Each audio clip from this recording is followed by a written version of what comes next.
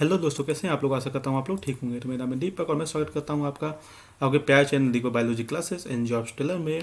तो दोस्तों, आज इस वीडियो में बात करेंगे हम बीएस फेलोशिप जो कि रिलेटेड है मास्टर्स और पीएचडी स्टूडेंट्स के बारे में, और जानेंगे इसकी एलिजिबिलिटी, इसका स्कॉलरशिप अमाउंट डिटेल में। ठीक है, तो वीडियो स्टार्ट करने से पहले अगर आप मेरे चैनल पर नए हैं तो आप जैसे यूट्यूब पे सर्च करेंगे Deepak biology classes and jobs tailor, तो आपको मेरे चैनल का इंटरफेस को इस टाइप से देखने को मिलेगा। तो यहाँ पे आप देख सकते हैं मैं जॉब्स रिलेटेड नोटिफिकेशन और साथ ही साथ जो है आपको बायोलॉजी से रिलेटेड इंपॉर्टेंट कंटेंट की वीडियोस को रेगुलरली डालता रहता हूँ। तो अगर मेरे चैनल को सब्सक्राइब करते हैं तो आपको यहाँ पे जॉब्स रिलेटेड नोटिफिकेशन और साथ ही साथ जो आपको बायोलॉजी से रिलेटेड इंपॉर्टेंट कंटेंट की वीडियोस को आप रेगुलरली जो है वो देख सकते हैं।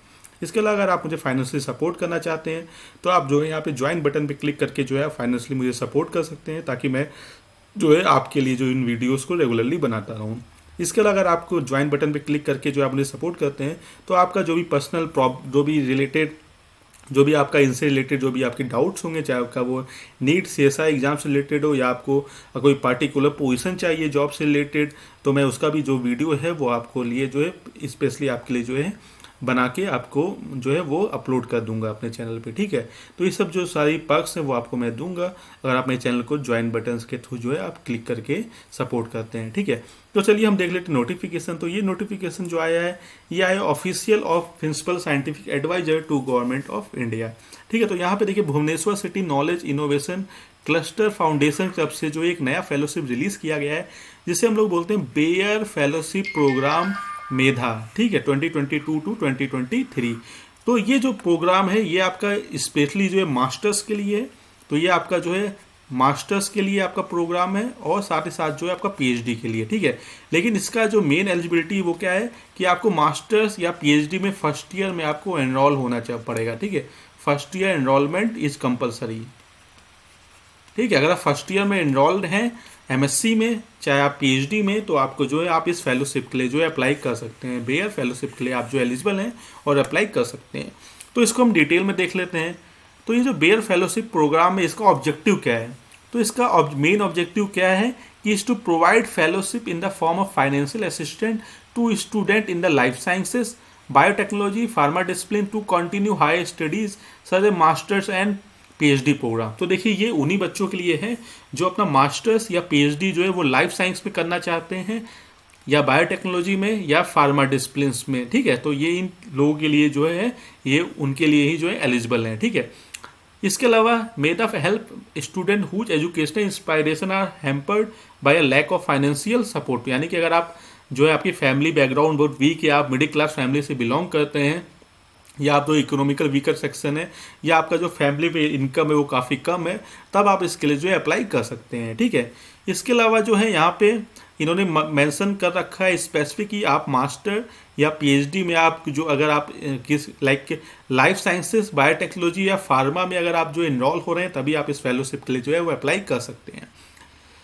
इसके लिए आप ईडब्ल्यूएस सेक्शन वालों में जिनका एनुअल फैमिली इनकम जो है वो 8 लाख अप टू 8 लाख या 8 लाख से कम है, वही जो है इसके लिए अप्लाई कर सकते हैं in case of EWS category. ठीक है, अब देखिए आप broad trust areas for the research इन्होंने क्या मेंशन कर रखा है।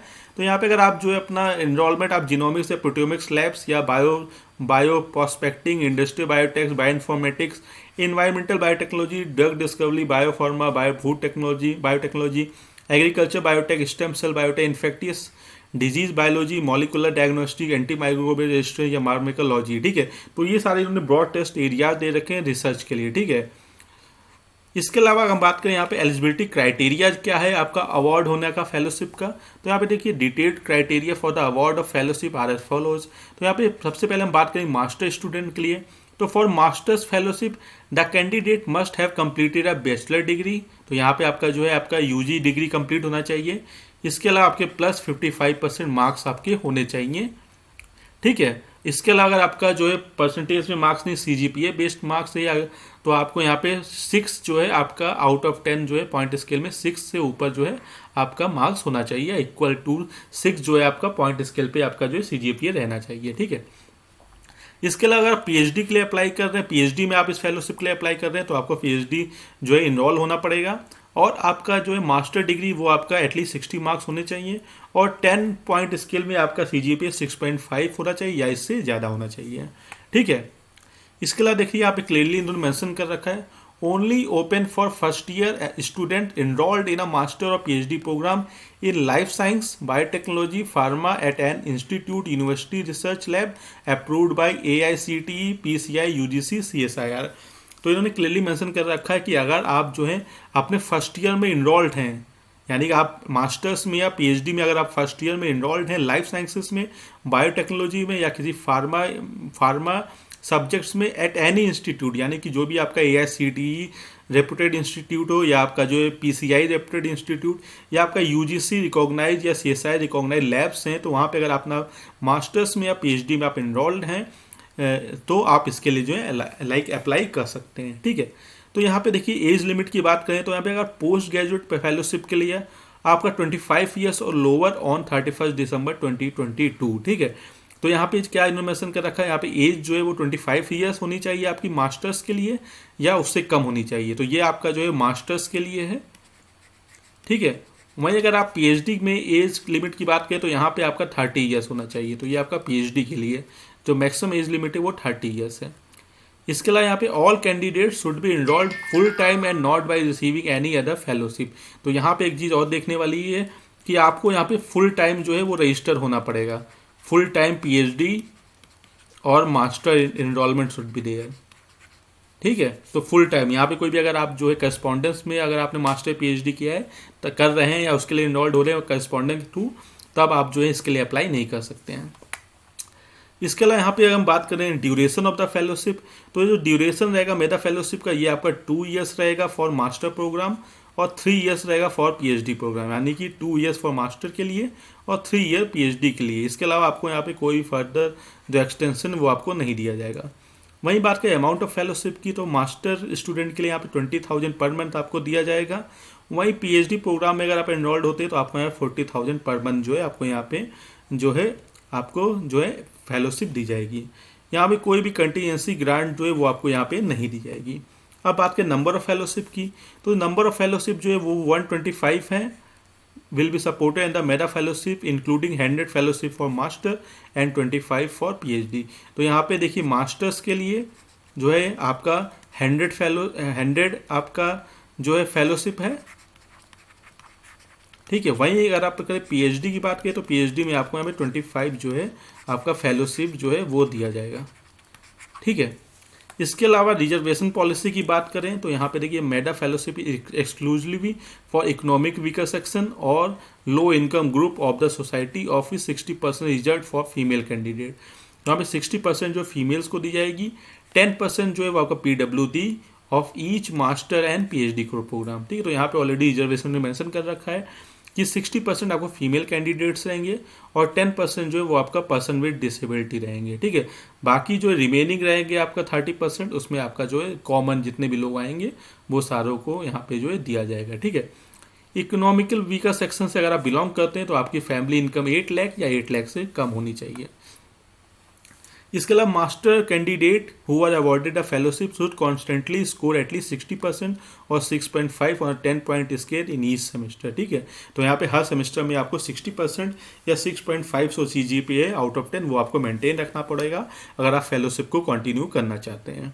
ठीक है, इसके अलावा PhD scholar should constantly score at least 65% और 7 ऑन अ 10 पॉइंट स्कोर और evaluated project progress report by supervisor and doctoral research committee. ठीक, विच एवर एप्लीकेबल। तो यहाँ पे आपको जो अपना प्रोग्रेस रिपोर्ट है वो भी आपको जो है अच्छे से आपका जो है इवेल्युएट होना चाहिए आपके सुपरवाइजर और अगर आपके DC मेंबर्स के थ्रू, तभी आप जो है इस फेलोशिप को जो है कंटिन्यू कर सकते हैं। इसके अलावा यहाँ पे कुछ पॉइंट्स में मेंशन कर रखे कि आपका अवार्ड जो है वो कैसे टर्मिनेट या डिसकंटिन्यू हो सकता है। तो अगर आप कोई मिसकंडक्ट या इनएलिजिबल है इसके लिए तब, या आप जो है अपना एग्जामिनेशन में आप अपना जो रिक्वायर्ड CGPA वो अगर आप जो है ऑब्टेन नहीं कर पा रहे हैं। इसके अलावा जो है अगर आपने कोई गलत इन्फॉर्मेशन दिया है या फ्रॉडुलेंट एक्टिविटी किया है तब भी आपका हो सकता है। इसके अलावा अगर आपका सुपरवाइजर जो है रिकमेंड करता है आपका टर्मिनेशन के लिए तब। इसके अलावा अगर आप जो है चेंज करते हैं अपना होस्ट इंस्टीट्यूट तब। इसके अलावा अगर कोई अनएथिकल ग्राउंड्स या अनएथिकल चीज़ें करते हैं तब भी आपका जो है फेलोशिप जो है वो आपका टर्मिनेट हो सकता है। ठीक है, तो यहाँ पे टर्म्स एंड कंडीशन कुछ मेंशन कर रखे हैं। तो the fellowship will granted as per the describe eligibility criteria. तो यहाँ पे आपको मास्टर्स के कोर्स में आपको एनरोल होना पड़ेगा, life science, biotechnology, pharma, same for PhD also, कि आपको जो है जितने इन्होंने थर्स्ट एरिया जो मैंने आपको बताया उनमें से आप जो है किसी में भी जो है आपको एनरोल होना पड़ेगा, इन एनी यूनिवर्सिटी और इंस्टीट्यूट में आपको एनरोल होना पड़ेगा, ठीक है। इसके अलावा जो है awardee shall submit a 6 month report on the progress through the research supervisor, यानी अगर आप जो पीएचडी में अगर इनरोल हैं तो आपको जो है हर 6 मंथ में जो है अपना प्रोग्रेस रिपोर्ट जो है वो जो है आपको जो है सेंड करना पड़ेगा, ठीक है, मेधा को, ताकि आपकी जो फेलोशिप है वो हर 6 मंथ में जो है आपका अपलोड होता रहे, यानी कि अप्रूव होता रहे। और आपकी जो प्रोजेक्ट रिपोर्ट होगी, प्रोजेक्ट प्रोग्रेस रिपोर्ट होगी, उसमें आपका सुपरवाइजर, साथ ही हेड ऑफ एचओडी यानी हेड ऑफ डिपार्टमेंट और डीन का जो है आपका सिग्नेचर लेके जो है आपको जो है उसे अपलोड करना है मेधा की वेबसाइट पे, ताकि आपको जो है एवरी 6 मंथ आपका जो फेलोशिप है वो कंटिन्यू रहे, ठीक है। इसके अलावा awardee shall declare and upload achievements. इसके अलावा जो है अगर आपने जो है कोई पेटेंट फाइल किया अपने वर्क से, या पब्लिकेशंस आपने जो है आपने पब्लिश किए, या कॉन्फ्रेंसेस या अवार्ड्स आपको मिले हैं, तो वो भी जो है आपको ऑनलाइन पोर्टल में एज एन एडिशनल पैरामीटर आपको जो है अटैच करना पड़ेगा या अपलोड करना पड़ेगा। इसके अलावा आप अगर यहाँ से कोई भी जो है अपना जो पीएचडी जो है किसी और इंस्टीट्यूट में चेंज करना चाहते हैं तो वो सारी चीज़ें जो यहाँ पे एप्लीकेबल नहीं होगी, या आप जो है अगर आप एप्लीकेबल करवाना चाहते हैं तो आपको जो है प्रायर इंटीमेशन देना पड़ेगा बेयर को फॉर अप्रूवल, ठीक है। कि अगर आप जो है एक लैब से दूसरी लैब जाना चाहते हैं या एक इंस्टीट्यूट से दूसरे इंस्टीट्यूट अगर आप ज्वाइन करना चाहते हैं तो आपको इसके पहले जो है आपको इन्फॉर्मेशन देना पड़ेगा बेयर को, ताकि आपकी जो फेलोशिप है वो लाइक मूव कर सके या लाइक ट्रांसफ़र हो सके एक इंस्टीट्यूट से दूसरे इंस्टीट्यूट, ठीक है। इसके अलावा जो फेलोशिप अमाउंट है वो डायरेक्टली आपका जो है डायरेक्ट बेनिफिट ट्रांसफर, जिसे डीबीटी मोड बोलते हैं, उसके थ्रू आपके जो अकाउंट है कैंडिडेट का अकाउंट है उसमें डायरेक्टली जो है वो सेंड कर दी जाएगी after evaluation and approval of the uploaded progress report. यहाँ पे after I think every 6 month जो है आप जब अपना रिपोर्ट प्रोग्रेस रिपोर्ट अपलोड करेंगे बेयर की वेबसाइट पे, तब जाके जो है आपको डायरेक्टली जो है 6 मंथ का जो फेलोशिप है वो आपके अकाउंट में जो है ट्रांसफ़र कर दिया जाएगा, ठीक है। इसके अलावा जो है आप इसका एप्लीकेशन नॉर्मली जो है आपको दिसंबर के लास्ट मंथ में देखने को मिलेगा, तो आप जो है इसका जो है एप्लीकेशन जो है लाइक दिसंबर के लास्ट मंथ से जनवरी के 2nd वीक तक जो है आप इसके लिए अप्लाई कर सकते हैं। अभी तो इसका जो लाइक पीरियड है एप्लीकेशन का वो ओवर हो चुका है, लेकिन जब भी नेक्स्ट टाइम जो इसका नोटिफिकेशन आता है तब आप जो इसको जो है अच्छे से आप जो है लाइक देख के, या लाइक मैं आपको बताऊंगा कि इसका नोटिफिकेशन कब आता है। जनवरी जो नॉर्मली इसका तो एप्लीकेशन वो last month of December, last week of December से अर्ली यानी 2nd वीक ऑफ जनवरी के बीच जो इसका नोटिफिकेशन आता है, तो आप जो है नेक्स्ट ईयर के लिए अप्लाई कर सकते हैं। तो यहाँ पे देखिए आपको क्या क्या डॉक्यूमेंट चाहिए, ताकि आप इसके डॉक्यूमेंट को आप रेडी करके रखें, नेक्स्ट टाइम जब आप इसके लिए अपलोड करें तो आपके पास सारे डॉक्यूमेंट अगर होंगे तो आप इजीली जो है जल्दी से अपलोड कर इसके लिए अप्लाई कर सकते हैं। तो देखिए यहाँ पे स्कैन पीडीएफ होना चाहिए आपका मार्कशीट का 10th 12th and bachelor final year semester for master case, और अगर आप पीएचडी के लिए अप्लाई कर रहे हैं तो प्लस आपका मास्टर का मार्कशीट होना चाहिए। इसके अलावा scan photo like PDF copy होना चाहिए ईडब्ल्यूएस, या अगर किसी जो है लो लाइक इनकम के फैमिली से बिलोंग करते हैं तो उसका जो है आपको इनकम सर्टिफिकेट भी आपको यहाँ पे अटैच करना पड़ेगा। इसके अलावा आपका स्कैन पीडीएफ कॉपी होना चाहिए अगर आप पीडब्ल्यूडी के कैंडिडेट हैं तो। इसके अलावा आपका एमएससी पीएचडी रजिस्ट्रेशन या एडमिशन सर्टिफिकेट वो भी आपका होना चाहिए कि आपका प्रूफ है कि आपने एमएससी या पीएचडी में एनरोलमेंट लिया है। इसके अलावा आपका बोनाफाइड सर्टिफिकेट होना चाहिए इंस्टीट्यूट या यूनिवर्सिटी से दैट आप जो है यहाँ पे कोई भी अदर फेलोशिप जो है वो अवेल नहीं कर रहे हैं। साथ ही साथ आपका पासपोर्ट साइज फोटो और सिग्नेचर होना चाहिए, और जो लेटर ऑफ मोटिवेशन होना चाहिए। अगर आप मास्टर के लिए अप्लाई कर रहे हैं तो लेटर ऑफ मोटिवेशन, और अगर आप पीएचडी के लिए अप्लाई कर रहे हैं तो प्रोजेक्ट समरी जो है वो आपको जो है यहाँ पे अपलोड करना पड़ेगा, ठीक है। तो ये सारे डॉक्यूमेंट जो है वो आप जो है नेक्स्ट ईयर जब इसका नोटिफिकेशन आएगा एंड ऑफ दिसंबर में, तब आप इसके लिए अप्लाई कर सकते हैं, ठीक है। तो आई होप आपको वीडियो अच्छा लगा होगा। अगर आपको इससे रिलेटेड कोई डाउट है तो आप मुझे कमेंट सेक्शन में बता सकते हैं। और इसका अभी जो नोटिफिकेशन वो ओवर हो चुका है, तो लास्ट डेट 13 जनवरी थी, लेकिन नेक्स्ट ईयर जब इसका नोटिफिकेशन आएगा तो आप इसके लिए जो है अप्लाई कर सकते हैं। तो आई होप आपको वीडियो अच्छा लगा होगा। अगर आपको इससे रिलेटेड कोई डाउट है तो आप मुझे कमेंट सेक्शन में बता सकते हैं। तो चलिए मिलते हैं हमारे अगले वीडियो में। Till then take care, bye bye.